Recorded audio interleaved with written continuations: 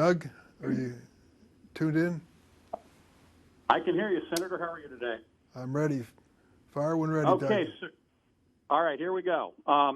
Filed an amicus brief the other day regarding prescription drug prices on Medicare. Why was that necessary? We want to make it clear that the president has the authority to negotiate drug prices for Medicare, to bring down the cost for our senior citizens, and to also reduce the expense that other families are paying for these drugs. We have already done this for the Veterans Administration for years without anyone questioning the authority of the president. Now it's been challenged by Pharma. What I hear over and over from American people is the cost of prescription drugs is too high. People find it difficult to pay for a prescription. So if we can negotiate prices down, it's good for taxpayers and it's good for people who need these drugs for maintaining their health. Why is it that in the United States the prices of drugs are so much higher than, say, a place like Canada? There is absolutely no good explanation why the same drug made in the United States is sold for a fraction of the price in Canada and in Europe. It just means these pharmaceutical companies are charging obscene amounts of money for profit-taking at the expense of people who have no choice but to take the drug to stay alive. So we're going to reconcile some of this with the president. He's already, with the Democrats in Congress, no Republican support, brought the price of insulin down to $35 a month. For people facing diabetes, that's a lifesaver. The United States is one of the few countries that actually allows advertising for prescription drugs. Is that correct?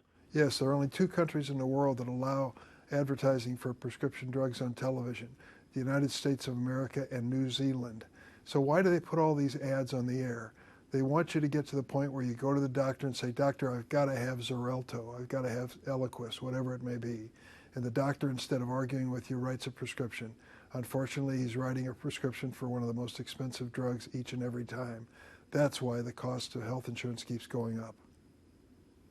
I know earlier this afternoon you did a press conference regarding credit cards, and I know you've done quite a few hearings on credit card swipe fees.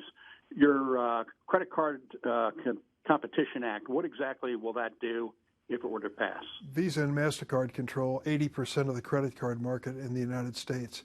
They charge retailers who accept their cards what's known as an interchange fee or a swipe fee. It's 2 to 4% of each transaction. Now they've announced they're going to raise these fees even higher. The retailers and restaurants and shops have no bargaining power to keep those fees down. So our bill says there has to be competition. Give the retailer a fighting chance and give the consumer a fighting chance.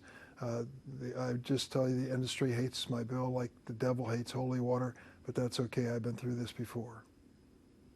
As far as those fees go, can the credit card can the actual restaurants, let's say, can they go somewhere else, or are they kind of held hostage by like Visa and MasterCard? They're held hostage by 2 companies, Visa and MasterCard, that control 80% of the credit card sales. They basically say, if you don't want to pay the fee that we are going to impose on you, then don't take Visa and MasterCards. And you know what that means for a lot of businesses. They can't survive. So they've got them over a barrel. We want to make sure that the retailers and others have a fighting chance, and that's why we introduced this bill. One final question. We're facing a possible shutdown. I know the Senate's kind of worked in a bipartisan way. Do you think we're going to still see a shutdown, or can that be avoided? Of course the shutdown can be avoided. If Speaker Kevin McCarthy can get his Republican majority in the House to pass a temporary spending bill, that's all it takes. But he's been unable to pass anything this week. It's really unfortunate, but a lot is hanging in the balance. We don't want any interruption in payments or services from the federal government. A lot of things are critical for people, and to jeopardize those because of a political spat in the House is unacceptable. Senator Durbin, thanks for your time today. I appreciate it. Thanks, Doug.